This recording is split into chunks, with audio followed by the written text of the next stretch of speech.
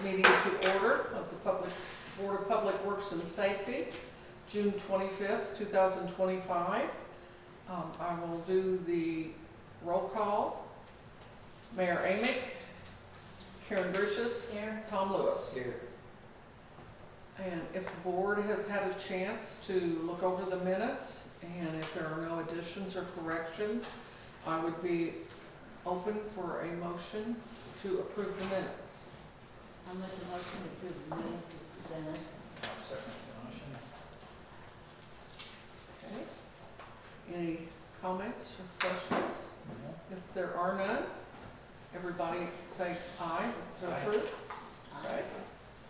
All right, as we get into new business, we will have Emily Keller presenting the first two on there for sure. I have a request for an approval for a credit card. This is for Zach Kramer, our new sanitation supervisor. So just need approval for that, for him to get a credit card. 3,000. Yeah, this is just the $3,000 limit for the supervisor. Okay. I'll make that motion. And I'll second.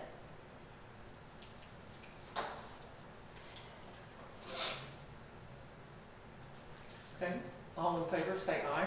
Aye. Okay, motion passed. Get Zach Kramer a credit card. My Yeah, next you're- one yeah, is, I showed you some photos from the electric department. They just had some excess of scrap that they were needing to get rid of. So just need approval to declare that excess. I'll make a motion to approve this excess. And I'll second. Karen seconds. Any comments or questions? Being none, I would be open for the vote. Aye. Aye. Okay. That is approved. Emily? Okay, who is taking care of? Josh Sure. is gonna do the resolution. Happily. So resolution number 25-R-1 is entitled a resolution of the Board of Public Works and Safety in the City of Scottsburg, Indiana, establishing a schedule of mowing fees and labor costs for mowing, nuisance, unsafe, and garbage property cleanup. So the city currently has a Board of Works resolution from 2013, I believe. Obviously, costs have went up since that time. Salaries, hourly fees, recording fees, everything has went up since that period of time. In speaking with the mayor's office, I had recommended that this is something we should probably be evaluating each year. So we're going to try to get in the habit of that and look at this each year and pass kind of, hopefully maybe at the January or February meeting, look at doing this annually.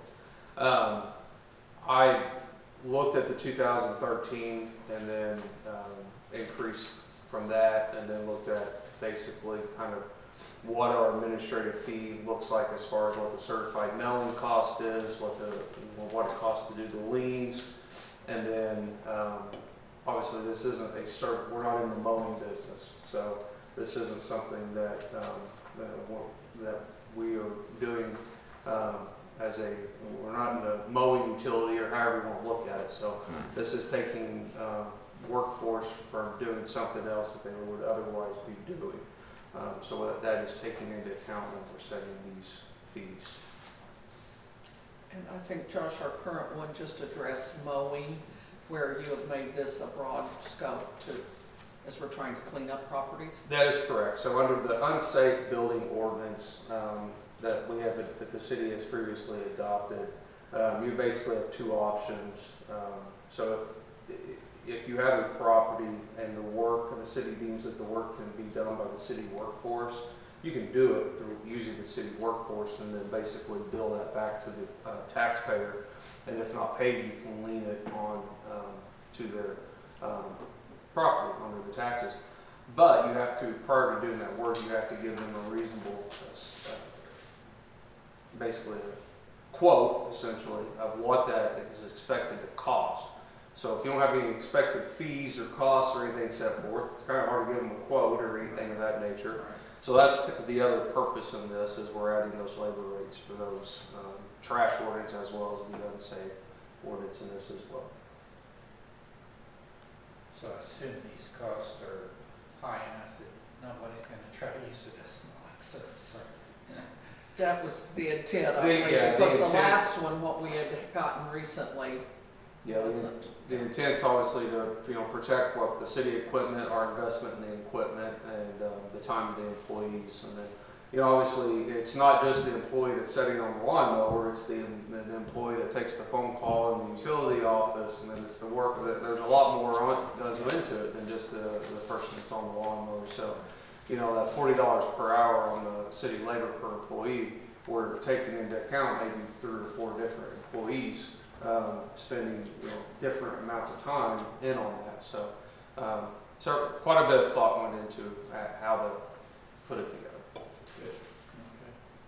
That's gonna make, the landlord more cautious on who he rents it to. You would hope. So, So is so I'd be open for a motion this, to, will this go to landlords that have had this problem in the past, or? So ultimately, under unsafe, the owner of the property is who's responsible. So if we had an unsafe property and code enforcement gave that notice and they did not comply within the set amount of time, which is usually anywhere from 10 to 60 days, and then we went through the process of doing the work and that work was not paid for, we would lien the property taxpayer, which would be the landlord. So yeah, and long and short of it is, it would be the landlord. And if they had a tenant in there, sure, they could seek recourse against their tenant, but we know how that typically turns out. So in theory, yes, it should encourage landlords to, if they have a tenant, because we hear that a lot, I know our code enforcement here, yeah, it's our tenant, it's the tenant. Well, if you have a tenant, then pursue eviction, and we can, if we see that you're doing that, that gives us, at least an idea that you're doing something, and we can take that into account. have any more questions on resolution 2025-R-1? No, not? I'll do a motion to approve the resolution. Okay, Tom Lewis makes a motion, I'll second. Karen seconds, all in favor? Aye. Passes 2-0. Okay, I would be open for a motion to review the claims, for a motion to approve the claims as presented. I'll make a motion to approve the claims as presented. Second that. All in favor? Aye. Aye. Passes. Do we have any announcements? Yes, I have one Emily? thing. Okay. This didn't make it on the agenda, but I just wanted to add in, we have a deposit refund request for Mid-America Science Park. This is for a tenant who left. We did approve her lease, I believe to be, I think it was an agreement to end the lease. In May sometime. In April, I believe.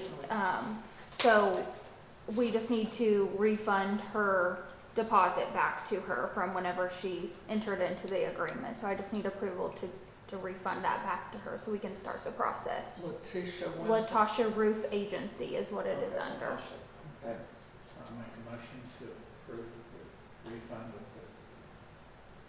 the. Okay, Tom Lewis makes the motion, I'll second it. Karen seconds, all in favor? Aye. Motion carried, we can refund that deposit. And anyone have anything further? If not, I would be open for a motion to adjourn. I'll make a motion to adjourn. Okay,